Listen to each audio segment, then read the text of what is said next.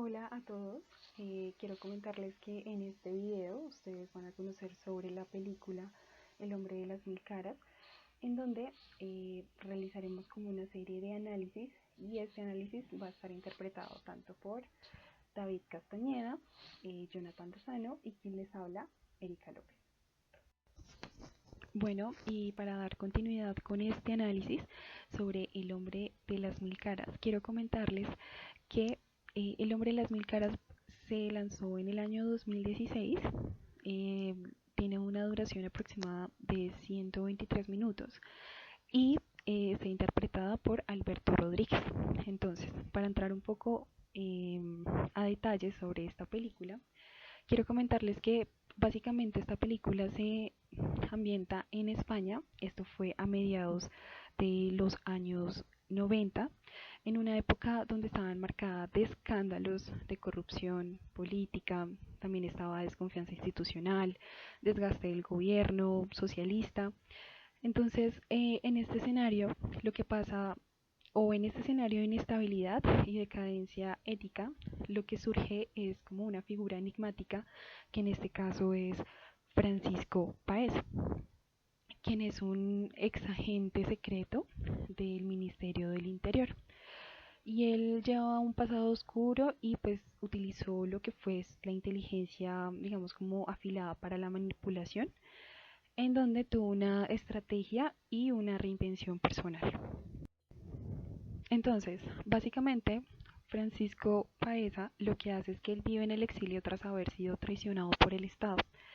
A pesar de haber colaborado con una operación, él cayó como tal en desgracia y pues digamos que tuvieron en cuenta como esa reputación y la mancharon. Entonces él lo que hace es que sobrevive con dificultades financieras y pues mantiene, digamos, que una vida de lujo aparente, gracias a montajes y contactos aparienciales. Entonces es ahí cuando Francisco Paesa, digamos, tiene como una gran oportunidad, y es cuando Luis Roldán, quien es un exdirector de la Guardia Civil, le ofrece una gran suma de dinero a cambio de su ayuda para huir de España. Y con esto, pues lo que hace es que básicamente oculta una fortuna ilegal y lo hace a través de comisiones fraudulentas. Entonces es ahí cuando Roldán, por escapar de esta gran presión al robarse gran cantidad de dinero, pues digamos que llega, entre comillas, Paesa para ser su salvador. Entonces es ahí cuando Paesa pone en marcha un plan básicamente maquiavélico para engañar tanto a Roldán como al Estado. Y lo que hace es una serie de operaciones, en este caso, para finalmente quedarse con todo el dinero y que finalmente Roldán quede en la cárcel. El tema central y el propósito de la película se centra en la corrupción. Tanto el gobierno como otros grupos, por ejemplo internacionales, buscan lucrarse tanto en el ámbito político y administrativo, en específico en el caso Roldán, donde Francisco Paesa, un exagente del gobierno español, que sale traicionado y busca beneficiarse a través del caso Roldán, sobrevivir, y es algo que pues la película explora, cómo se genera ese plan y cómo pues se sale beneficiado a través de la inflación y la corrupción de las altas esferas del poder. En la película es constante el trato de cómo se va a utilizar ese dinero, y pues los traslados de país en país, de organización en organización. Se muestra también toda la red de cómplices pues, para mantener el hecho ilegal. El dinero pues no solamente utilizado para la seguridad de Roldán, de Paesa, de Camões, sino también pues como herramienta para cubrir todo el hecho delictivo. También se habla mucho de la información de corrupción que tiene Roldán para acusar al gobierno, la oposición, la familia real, y pues como esto pues hace que resulte perseguido, amenazado, pero pues no hay investigación frente al gobierno, sino que se centra en la investigación de Roldán y pues en su persecución, como ocurre todo el soborno pues para hallarlo y pues entregarlo y que esté en la cárcel. Al final pues resulta en la cárcel, el gobierno pues no sale penalizado, sale impune.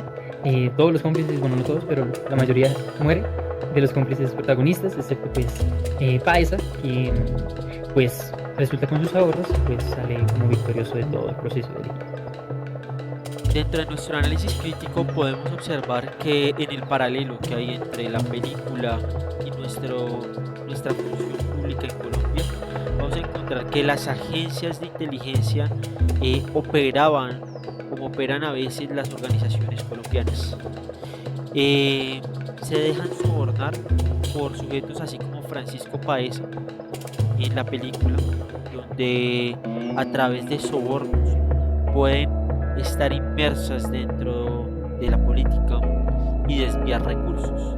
Uno de los mejores ejemplos fue Odebrecht en el 2016, donde al igual que muchos otros, también hubo contratos y hubo clientelismo donde se pagaban favores políticos y podían operar en favor de generar recursos a través de estos actos corruptos, donde existen vacíos institucionales y se puede enmascarar la ilegalidad bajo una fachada de legitimidad. Adicional a esto, vemos que hay un clientelismo versus una meritocracia, donde hay conexiones políticas y económicas no por mérito, sino por influencia.